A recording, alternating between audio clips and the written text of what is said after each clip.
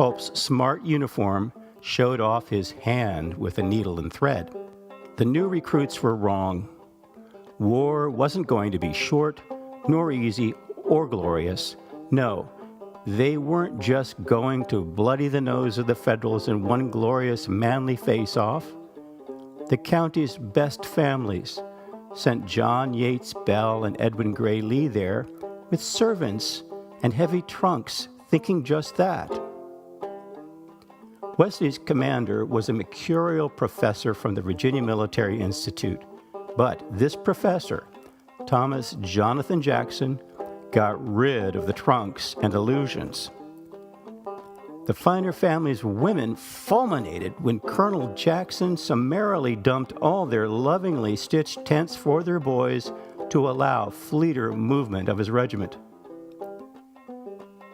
The fancier or frailer recruits would find their way to cavalry units, cushy staff positions, or desk jobs. The relentless marching and drilling on Bolivar Heights were accepted discomforts to the farmers and laborers in the ranks.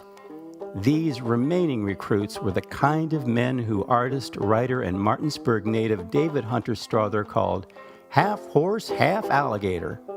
The kind you would see emerging from a wood with a gun and a bagged buck flipped over a broad shoulder. These men didn't know a thing about military form and rules, but an inspector general sent from Richmond was struck by their fierce spirit, prophesizing that on any battlefield, quote, they would be invincible. It came true. This, the first sourdough of the famed Stonewall Brigade.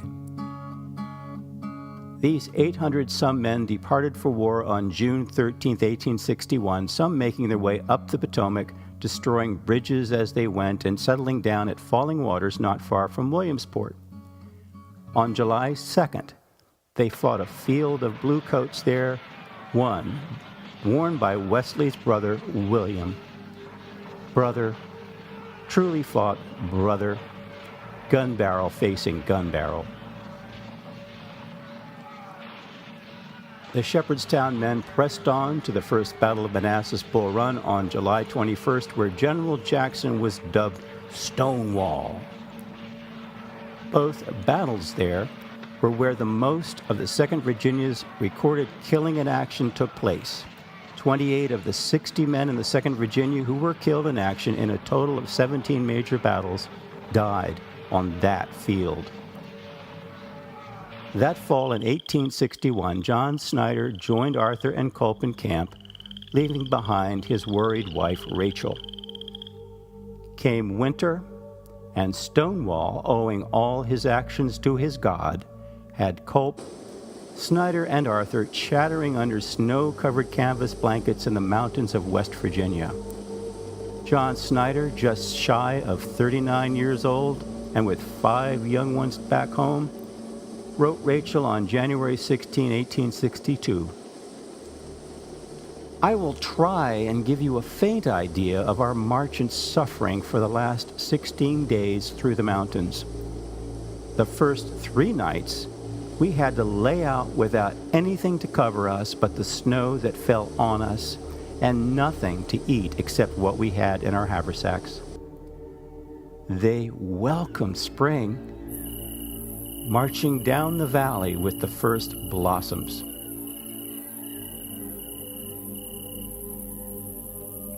According to historian Dennis Fry, Culp was among a handful of men captured after the Kernstown defeat, a sore point for the unbending General Jackson, caused by the ammunition running out.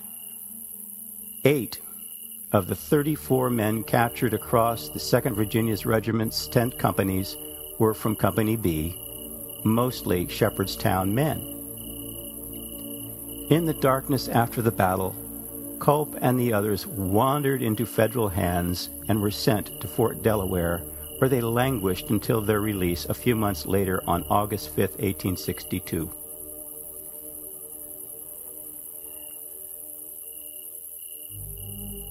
An intriguing angle to the Culp tale was provided by Snyder's wife Rachel and son H.L. or Harry Snyder. He would become for 50 years the highly esteemed editor and chronicler of town history for the Shepherdstown Register newspaper up to 1935. The account which the family had published is that Culp boarded with a couple and that he had an intimate relationship with the wife. Extensive research into marriage, census, and service records indicates this story began in the salacious imaginations of some town folk other than the Snyders. H.L. Snyder was careful to point out this in his writings. The account further states that Culp, when imprisoned, wrote this woman in question asking her for advice to give the oath of allegiance or not and give up fighting. The account states the woman replied in a letter, "Kiss the book and come home." The public record has Culp imprisoned at Fort Delaware after Kernstown from April through August 1862, consistent with the Snyder account. The record also offers that one David Hahn had a military record very close to that described by the Snyder family as that of the man Culp boarded with.